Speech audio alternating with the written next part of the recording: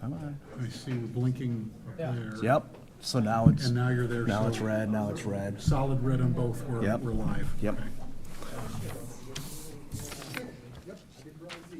Okay. And where do you want me to put the device when we're done? Just in the drawer there? Or? Yeah. Okay. Yep.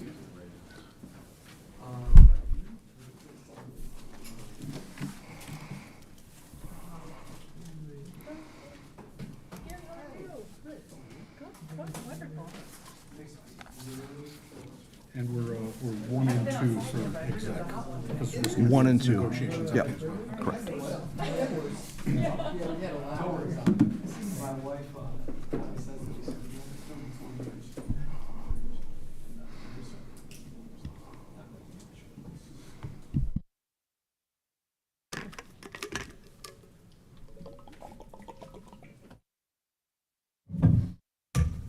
All right, well, I know it's working because I just got a thing to my phone saying, watch the board meeting live for District 94. So I guess you we're go. streaming. Yeah. Yep.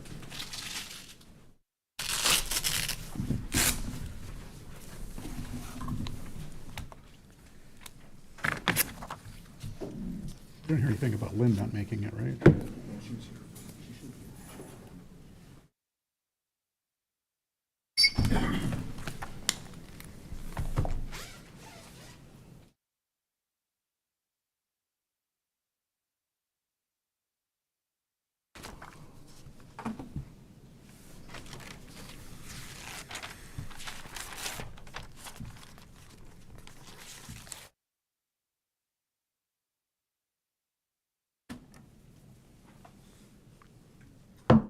I'd like to call the meeting to order.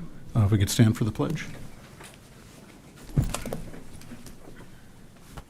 Allegiance to the flag of the United States of America and to the republic for which it stands, one nation, under God, indivisible, with liberty and justice for all. To welcome everyone to the July regular meeting of the District 94 Board of Education. Mission statement, please. Community High School strives to promote and provide growth experiences in learning, leadership, and living. Roll call, please. Mr. Brown. Here. Ms. Casey Mayer. Here. Ms. DeRamus. Ms. Munoz. Here. Mr. Nagel. Present. Mr. Sake. Present. Mr. Zuniga. Here. Okay, at this point, are there any additions to the agenda? Hearing none, that brings us to public participation. First public participation we have is from Patty Weber.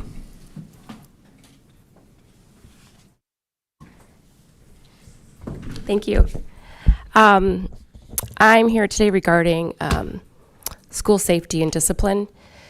This is primarily because of the gun incident. So I have 3 children who've all graduated from here, wonderful experiences. And now my son is coming into the school to be a freshman. And some of the things that I've heard about from my daughter who just graduated, I listened to your meeting when you had the West Chicago Police Department here discussing gun safety. I think that was the only meeting you had regarding it. I don't know if there was a follow-up meeting. I kind of looked through the minutes and agenda, and I don't think I saw any further discussion about it, which I think this is probably the most important thing to discuss right now, is gun safety and what's going to be done to prevent weapons from being brought into the school. Excuse me, I get nervous talking in front of people. I know that it appears that there hasn't been, I'm kind of jumping around here, but it appears there hasn't been an enforcement of some disciplinary measures, such as the dress code not being enforced. I hear from my fellow mom friends whose kids are also here that, kids are wearing marijuana brand t-shirts, hoodies covering their eyes. I'm not really sure why dress code's not being enforced. If that's the case, I think enforcing that is very important to overall discipline and decorum in the school. I listened to the meeting where you had the gun control discussion, and I heard that there are 15 Andy Frayne people here that are helping the SRO. And I wondered if that's the case, why, there's vandalism in the boys' bathrooms and vaping.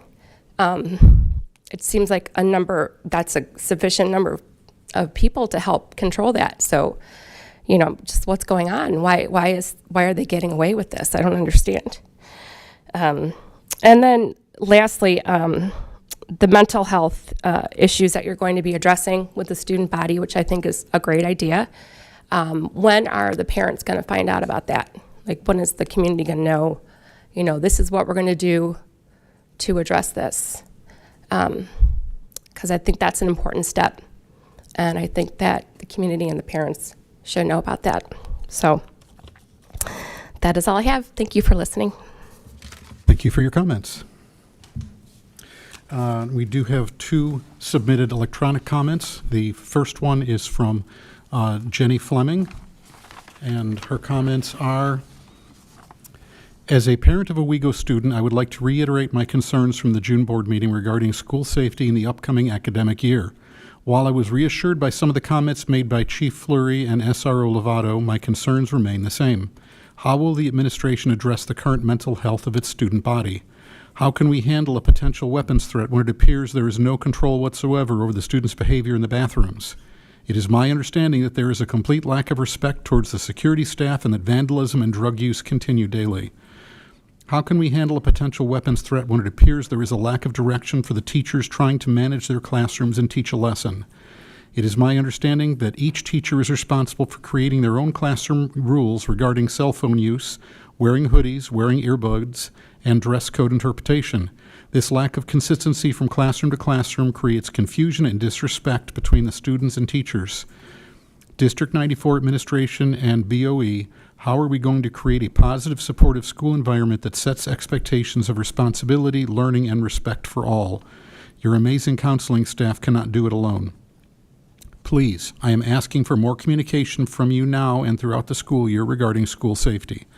Thank you, District 94 board members, for serving our school community. Your time and efforts are appreciated. And secondly, from Dr. Beth Tipton. Statistics for us to know. The U.S. has had 2,032 school shootings since 1970, and these numbers are increasing. 948 school shootings have taken place since the tragedy at Sandy Hook Elementary School in December of 2012. Federal data indicates that the 2020 to 2021 school year saw school shootings rise to the highest number in 20 years. 27 school shootings have taken place so far this year. Things are getting logarithmically worse. In lieu of any federal government resistance to the gun lobby, we, the parents, are asking the WeGo board and administration to do much more to protect our children. You cannot put it on mental health alone. The vast majority of people with psychological problems are completely nonviolent. Arming teachers is insane. That is not their burden to bear. There needs to be physical barriers to being murdered at school. There should be weapons detection devices at all entries. Threats of violence of any sort need to be addressed immediately and with permanent expulsion and prosecution if possible. School starts in about a month. Our kids shouldn't need to stay up worrying if they will make it home at the end of the day. Do something. Today. Now. At this point, is there any other public comment? All right. Hearing none, we move to reports and information. Superintendent's report. Good evening. Several items to share with the board tonight. First of all, in regards to FOIAs, the district received one FOIA request, and that was from the Illinois Retired Teachers Association, and the request was for the name and email addresses of any certified staff who have announced their retirement. Second item I wanted to share with the board, I mentioned in my email to the board and was also mentioned at the June CAL meeting, was that the topic of the Blue Point active intruder alert system.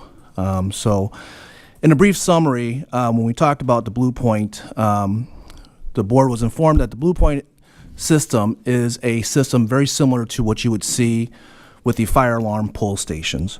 So it uses a different pull station that you will see mounted on the wall, and then in an active shooter situation, anyone could go to that pull station, pull it, and when that pull station is pulled, the system issues a specific all call over the intercom, and it immediately alerts the West Chicago Police Department as well as DUCOM.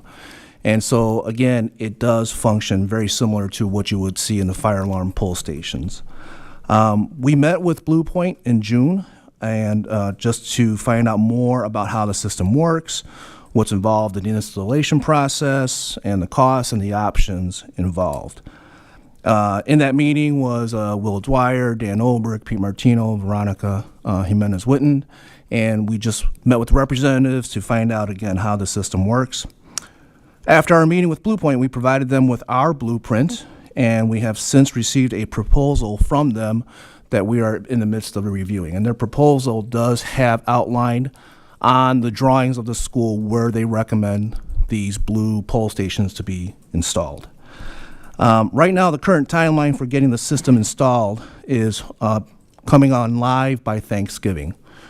So because of the nature of the work involved does produce a lot of noise, involves drilling into the cinder blocks, as well as pulling a lot of wires, and with school starting in just a few short weeks, the work for installation would have to occur after school, second shift when the entire student body is not here. So again, we are reviewing the proposal, but it is our goal that once we review it, we'll send it back to Blue Point to get an updated proposal, and then to bring that recommendation to the board at the August 16th board meeting for action. Based upon the current proposal, we're looking at about $126,000. We might add a few more pole stations, just again, reviewing the locations of that. But that is the approximate cost, and there will be an annual yearly cost of about $4,000 or $5,000 just for the service and the maintenance of that. So again, we think it very much, unfortunately, is a needed and a good system to have in schools anymore, and so our hope is to bring that recommendation for action on the 16th in August. And then the last item I wanted to share with the board has to do with the board retreat. I mentioned to the board in an email that Dee Molinari will no longer be working with IASB at the end of the week. However, this morning, we were fortunate in having Lori Grant. She's a field services director for South Cook, Three Rivers, and West Cook area region. And she emailed me and has agreed to facilitate our retreat, and she is available on the 27th. So, I would just like to take a moment here to confirm with each board member that the 27th, if you could check your calendars, it is a Tuesday, and in the past, our board retreat has been around at 7 o'clock. We can move the time earlier if you'd like to bring, and we can bring in dinner so that it meets everybody's schedules. But if you could just confirm for me right now that the 27th works, and to be able to narrow down a time once you look at your schedules. I'm thinking 7 o'clock. As it has been in the past, we can move it earlier based upon the board's wishes. Yeah, September 27th. Okay, September 27th. Correct. That's good for me. Good? Get in right now. All right, 7 o'clock? Is that good with everybody? Fabulous. And then I will let Lori Grant know. All right, and that concludes my report. I'd be happy to take any questions. Is Blue, what is it, Blue Point. Are they the only type of system available? It seems odd that nowadays they're still talking about drilling through walls when there's, opportunities for wireless or for internet connections for something like that. Right. The drilling, and Willard, and feel free to chime in if I get this wrong, the drilling is for power. Their pull stations are based on Wi-Fi. So they got to have electrical somehow running to. They also have strobes. So as far as I know, the primary reason for pulling the wires and drilling is for power supply, unless I'm mistaken on that. No, power and lighting. Yeah, I think that's mainly for the strobes. The pull stations themselves are all wireless, and so we can add as many as we like with that, with the pull stations, and not worry about the wires. Okay. And are they the only people with a system like that right now? As far as I know, based on the email that was sent and just talking to local districts around here, Lombard 44 has that system installed, Winfield 34. I know West Chicago Elementary 33 is in the process right now. I do believe they are really only the one that has gone and really created a full system like this, specifically for active intruder situations. How many pull stations would that be? We're looking at over 40. Okay, So if I so remember- not one in every room.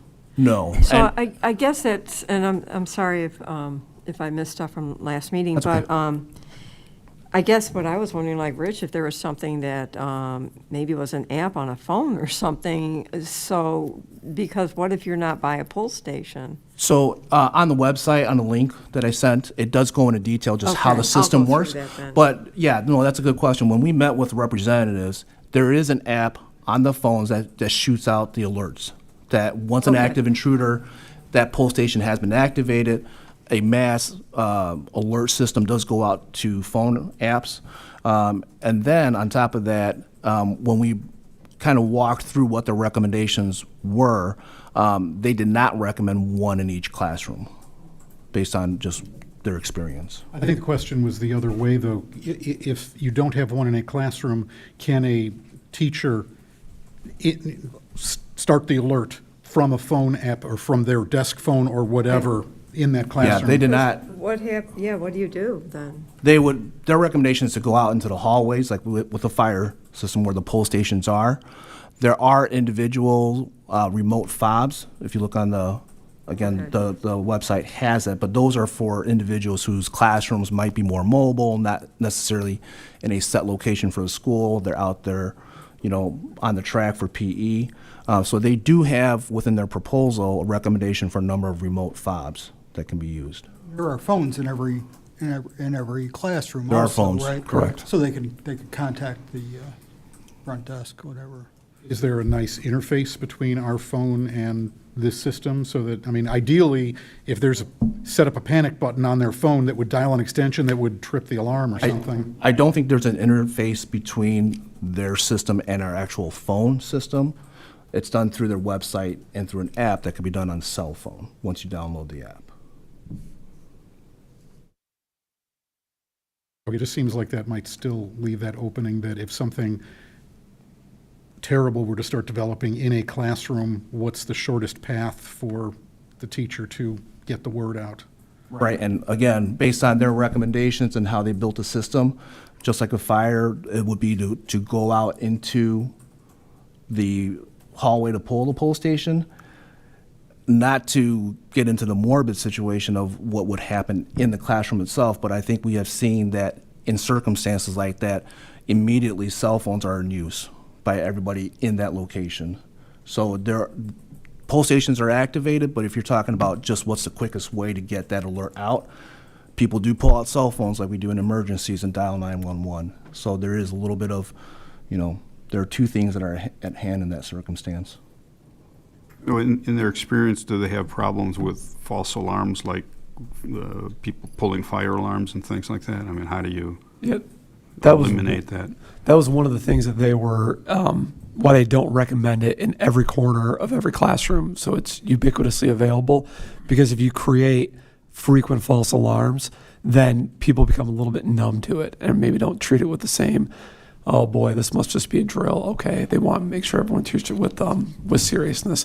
They didn't seem to have very many issues with an overabundance of false alarms, though. But it is possible. Anybody can walk by and just pull that, just like with our fire alarm system right now. But it would be key, like our fire alarm system, to have nearby cameras Right. aimed at Okay. those as well, Yeah. too, so we can go back and figure out what happened and who alerted who. Okay, so yeah, we have enough camera coverage that most of the pull alarms would be They somewhere yep. within view then. They strategically situated it there. I would hope that would be a discipline issue treated extremely seriously. Absolutely, Any kind of yeah. false alarm like that. Well, absolutely, because if you imagine that if that pull station is pulled, it is specifically for an active shooter incident. So it alerts the PD, alerts DUCOM right away, so it's not just the school that is all of a sudden in action. It's all our emergency response personnel. So there would be very serious consequences involved. Because as was mentioned, if a false alarm could lead to, oh, it's just a drill, and You get a false alarm, that could end up costing somebody's life down the road. Correct.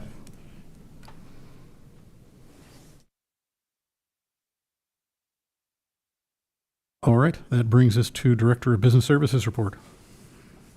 Thank you. I have some summer construction update. The flooring by entrance A was completed yesterday. The new roof over the kitchen will be completed tomorrow, along with all of the new flashing that was installed, which was also checked over by DLA to ensure that was installed correctly.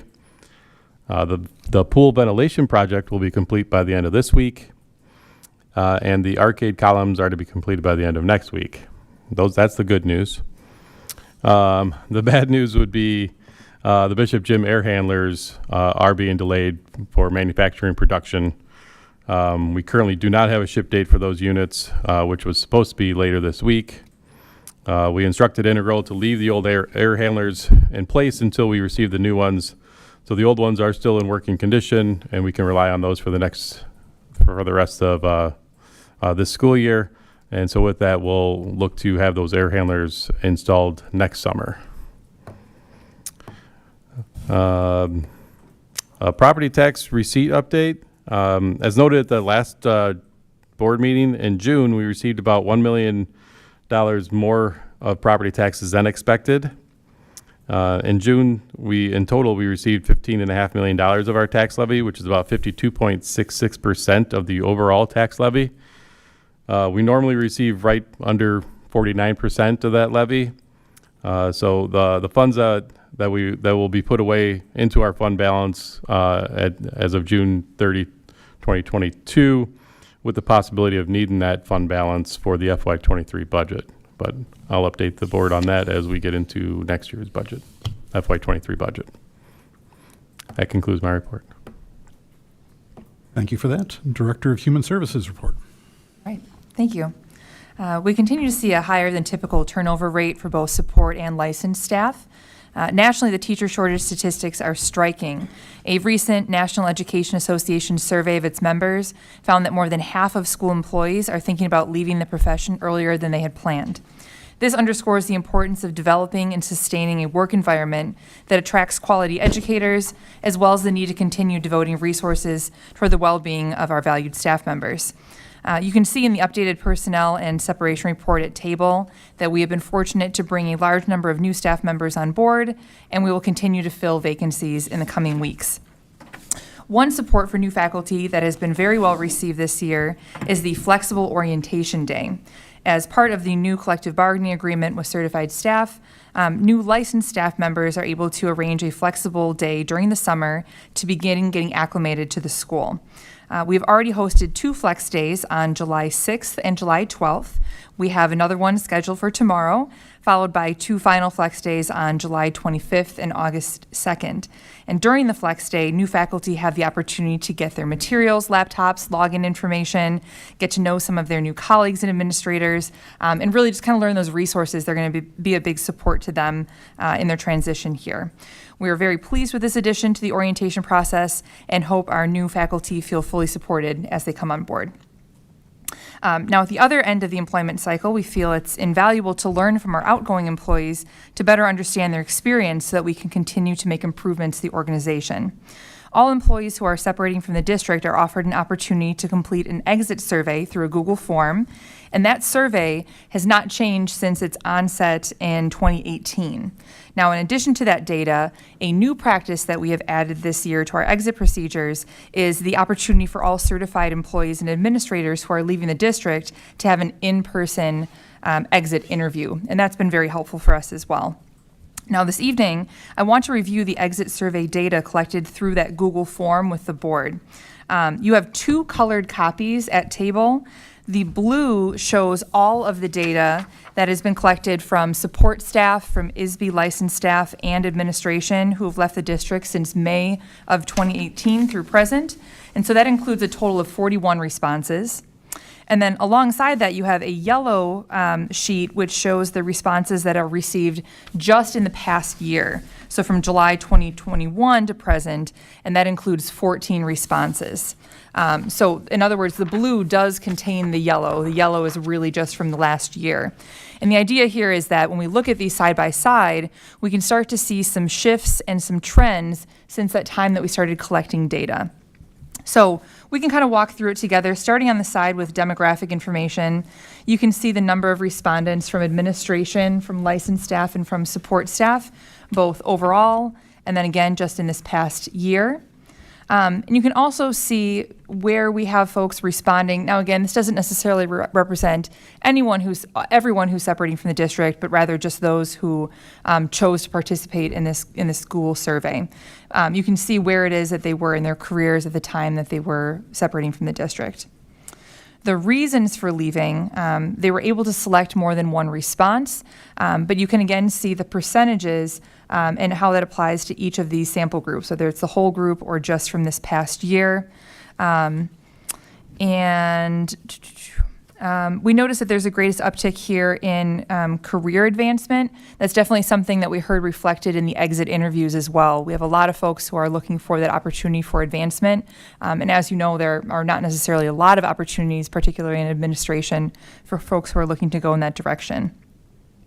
Now, if you flip over to the back side, this is where you see that job satisfaction data. So they're able to rate their satisfaction in all these different areas of their position, from very dissatisfied to very satisfied. I also applied a point value so that you could see an average rating at the end to kind of give you a sense of where we were overall in the whole group, and then again in just this past year. I think it's really important to note too that the past 2 years, we've seen a significant change for the work environment, right? There have been a lot of stressors that have been added for educators. We know that, we've obviously seen this trend of educators leaving the field. And so despite that, overall, you're going to see an upward trend of job satisfaction data across the board. For example, if you look at that final box, you see that the overall experience with all of our data since 2018 shows a 3.68, so somewhere between really no opinion and somewhat satisfied, whereas the overall experience just in this past year of employees who are leaving and completed the survey is 4.14, so above somewhat satisfied and working toward very satisfied. In addition, I think this starts to give us an idea, and although we see that across the board there is an uptick in job satisfaction in each of these areas, it does give us a sense of where we have some strengths as an organization and where we can continue to focus. And certainly this drives a lot of our conversations as an administrative team as we think about how we want to continue to support that employee experience going forward. When you look at some of our areas of strength, you'll see in the past year and overall the opportunity to use skills and knowledge, the opportunity to positively impact students, support from coworkers and support from the community, and paid time off. Those all were areas where folks indicated that they were satisfied to very satisfied. We do see some weaker areas that are a continued trend, although they are improving, in career advancement, in communication from leadership, in compensation, and in feeling valued. And again, I think it's important for us to be aware of these and to be able to continue to address these, and we hope to see further improvements as we go forward in the future. Overall, I certainly find it very encouraging that our trend is moving that direction, and again, that we have been able to hire so many qualified educators to come on our staff despite the circumstances that we continue to live in at this time. All right, finally, it is an honor tonight to introduce you to our recommended candidate for Communications and Community Relations Coordinator, Brittany Walker. Brittany, if you could stand for us, please. Thank you. Ms. Walker has a degree in broadcast journalism and marketing promotions from Columbia College Chicago. She has served as coordinator of student activities at the Illinois Math and Science Academy since August of 2020, and prior to that, she was the college and career readiness coordinator at U46. In both work experiences, Ms. Walker organized, coordinated, and planned a wide variety of student community engagement activities. A brief sampling of those activities include involvement with the promotion of student government, student cultural groups, and leadership events, organization of care packages during COVID, communication and coordination of scholarship information and college planning meetings to parents, creating written and video informational updates for the school and district to various constituents, and utilizing various social media platforms to disseminate news information. We are very proud to recommend her employment. Thank you. And this concludes my report. Thank you for that report, and welcome, Brittany. That brings us to principal's report. Thank you. Now that July 4th is behind us, families really start to prepare for a return to school. To support that effort, an all-school mailing and mass communications will hit mailboxes this week out of my office, and the information will include information about the new Student Support Initiative with an overview, as well as information on the first day of school, our typical We Go In With Pride Day, our open house on August 18th, and our new bell schedule. Additionally, it will direct parents to our website where that information is available as well. Also, our Bridge program was up and running as of yesterday. As a reminder, Bridge is a program for incoming 8th graders who are soon to be our 9th graders. Approximately 100 incoming students are experiencing instruction in literacy, SEL, and just navigating high school, and generally getting off to a great start. This is the largest group we've ever had, which is very encouraging as we continue our efforts to expand that program annually. Also, speaking of that, Lehman Middle School has been hosting summer school here, and they'll be wrapping up next week. We're very happy with that. It's been going very well, and happy to host them while they experience some construction this summer. And a great way to have approximately 140 future Wildcats in their future school. So we're excited to have them all year. As I mentioned earlier, We Go In With Pride, our annual first day of school. Really excited as we get the preparations for this underway. As a reminder, this is a day when our 10th through 11th graders attend classes in the morning and that are dismissed at 11:20, while our 9th graders go through workshops in the morning to kick off their high school career. Then our 9th graders, after lunch, attend their classes in the afternoon so they can navigate the schedule in a much less crowded setting. We've been doing it for a number of years now. Very excited about it, and a few great photo opportunities that our activities director, Mr. Wolf, has planned for that group. I want to talk briefly about our discipline improvement plan. I want to thank members of the administrative team, Mr. Sake, Ms. Munoz, as well as our staff representative who met in June to help create our discipline improvement plan. As you may recall, this is in response to being identified in the previous 3 academic years for disproportionality in the use of exclusionary discipline. Our team identified 8 action steps and 4 areas of recommendation for future exploration, and those are represented in the document that you have for tonight. I want to just again thank and be grateful for the work and effort, and really look forward to results of this plan as we look to implement it across this year and years to come. Our athletic camps are well underway. Many of them have even wrapped up already. And if you can believe it, we are just over a month away from hosting our first home football game on the field. It doesn't feel like it, but the school year is really right around the corner, and we're very excited for that. And that concludes my report. Thank you for that. That brings us to committee and representative reports. Do we have any update from SACID? Not from SACID this month. All right, that brings us to future dates. The committee of the whole meeting that was going to be on August 2nd has been canceled due to lack of content. So the next Board of Education meeting will be our regular meeting on August 16th. We'll have a committee of the whole meeting on September 6th and a regular Board of Education meeting on September 20th. That brings us to open comment from board members. I'd just like to make one comment based on public comment we have been receiving and just what's going on in our environment. I'm thinking maybe we need to do something better as far as communicating with the community on how we're handling security and discipline related things. I mean, I know we did have a presentation at the board meeting. I think that was in June. But I think maybe we need to do something more, perhaps some kind of open forum where people in the community can come, ask questions, receive answers, some kind of dialogue, because I think what we're hearing in this public comment may be the tip of the iceberg of concern out there. And so I think we need to somehow do something more to communicate what's going on and how we're trying to keep our school safe. I did have some additional comments for our PTAC meeting. just a couple more things that I wanted to highlight. One of the common themes that we discussed that day, and it came up various times, was the idea of parent partnership. And I think in our public comment of today, we can see how important that is. Specifically, I think with, just starting with student attendance, that, there's kids that are tardy or miss. Obviously, one of the first the periods most impacted is like that first hour in the morning.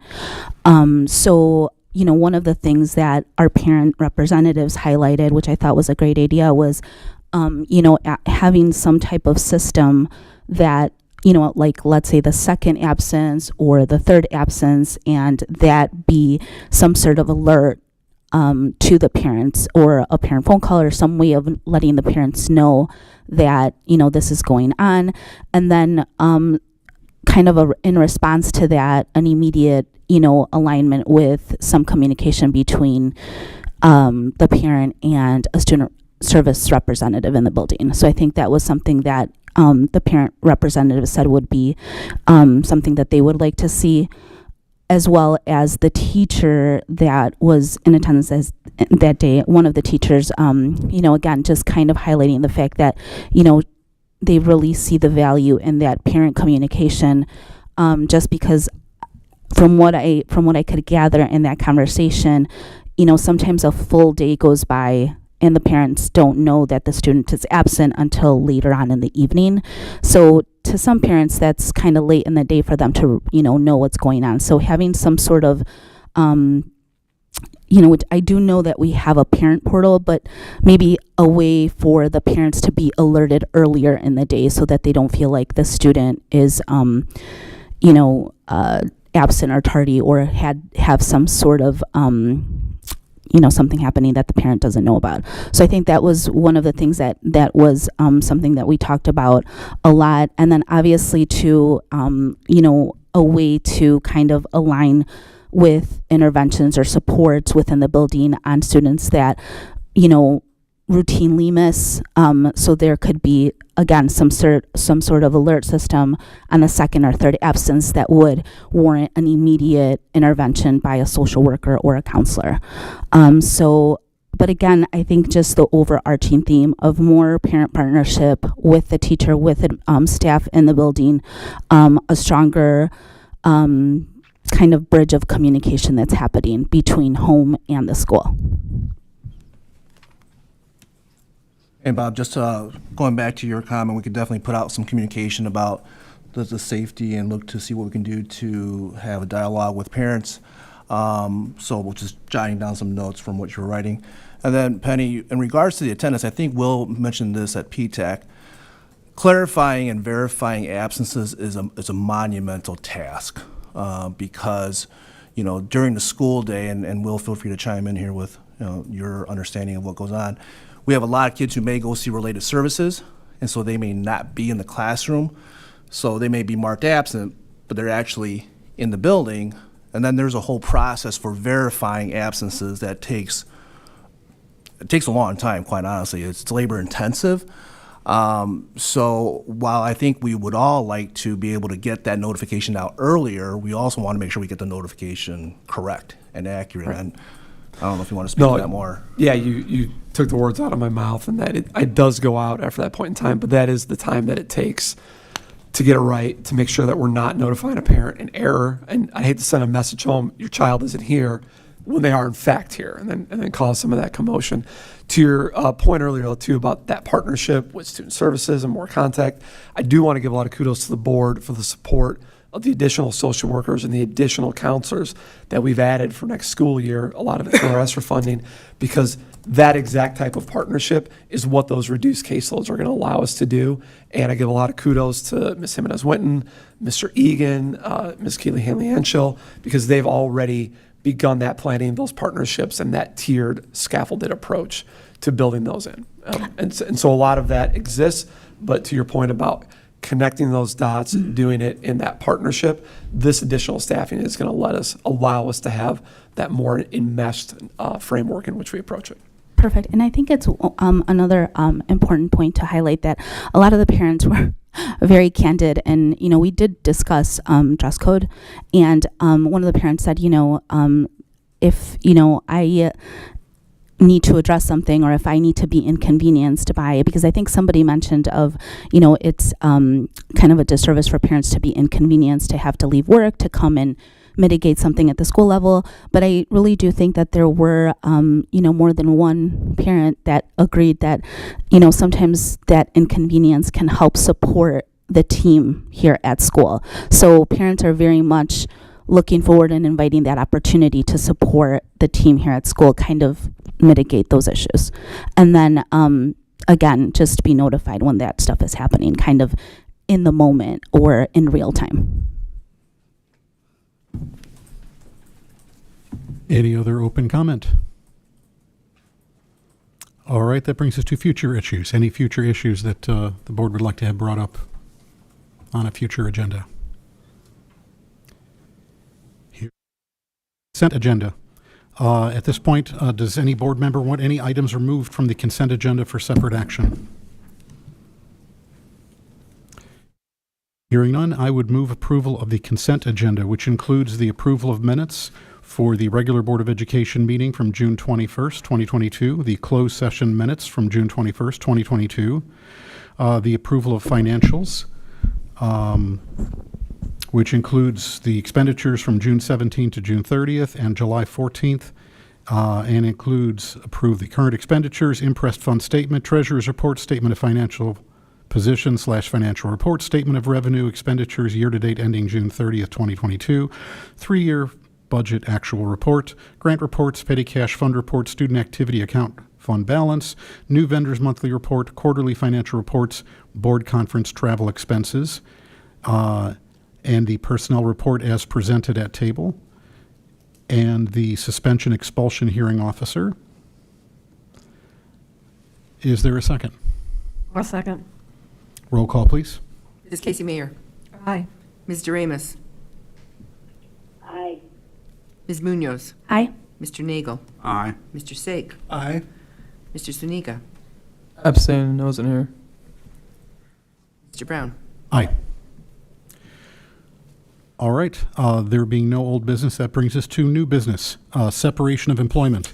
The recommended motion is the Board of Education approve the following: the resignation of the following individuals: Alexandra Day, Teacher, Science Division; Kyle Lobdell, Teacher, Special Education Division; Anna Fulmer, Teacher, Science Division; the resignation of Chad Jakubowski, Custodian, Building Operations Division, effective June 23rd, 2022; and the resignation of Pagan Larkin, Staff Nurse, Health Office Division, effective August 4th, 2022.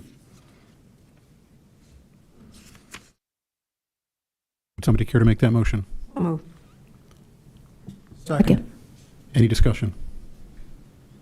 Roll call, please. Mr. Zuniga. Aye. Mr. Brown. Aye. Ms. Casey Mayer. Aye. Ms. Doremus. Aye. Ms. Munoz. Aye. Mr. Nagel. Aye. Mr. Sake. Aye. All right, that brings us to IASB draft policies. And just so we're all on the same page, since we're not doing the separate policy committee, when these are brought up for first and second reading, this is the opportunity for us to go on as deep a dive as anybody wants to on any of these policies. So we can definitely dig into any of them as much as is necessary. But at this point, we're looking for a second reading. So pending board approval, these would then be officially approved. The recommended motion is that the Board of Education approve changes to the following policies for second reading: 2:230, 3:70, 4:70, 5:70, 5:80, 5:110, 5:140, 5:240, 6:70, 6:80, 6:140, 6:290, 7:15, 7:285, and 7:270. So moved. Second. Any discussion? Roll call, please.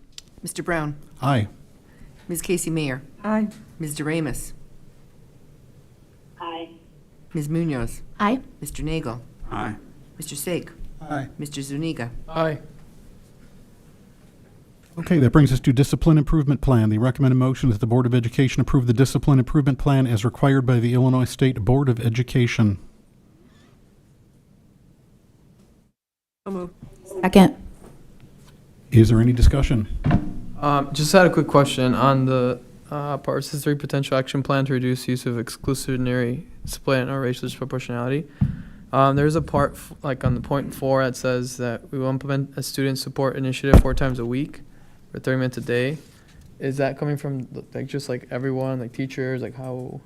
That's the student support initiative that was that we approved through the contract. Yeah. So that is den time. Den time, okay. And that Sure. and that's been in the work for 3 years, but obviously has multifaceted components that address many root causes proactively that you see cause discipline concerns. Okay. Yeah, I just want to make sure. Yep. Yeah, same Thank thing. you. Any other questions or discussion? Roll call, please. Ms. Casey Mayer. Aye. Ms. Doremus. Aye. Ms. Munoz. Aye. Mr. Nagel. Aye. Mr. Saik. Aye. Mr. Zuniga. Aye. Mr. Brown. Aye. That brings us to Entrance B, landscaping proposal. The recommended motion that the Board of Education approve the quote for landscaping work at Entrance B from the Dynasty Landscaping, West Chicago, Illinois, in the amount not to exceed $10,470. So moved. Second. Any discussion? Roll call, please. Ms. Doremus. Aye. Ms. Munoz. Aye. Mr. Nagel. Aye. Mr. Saik. Aye. Mr. Zuniga. Aye. Mr. Brown. Aye. Ms. Casey Mayer. Aye. All right, that concludes our regular business. We will be going into executive session, and there will not be any action after executive session. So at this point, I would move that we go into executive session for the purposes of the appointment, employment, compensation, discipline, performance, or dismissal of specific employees, and for collective negotiating matters. So moved. Second. Roll call, please. Ms. Munoz. Aye. Mr. Nagel. Aye. Was that for negotiations? Yeah. Okay, Bob, it's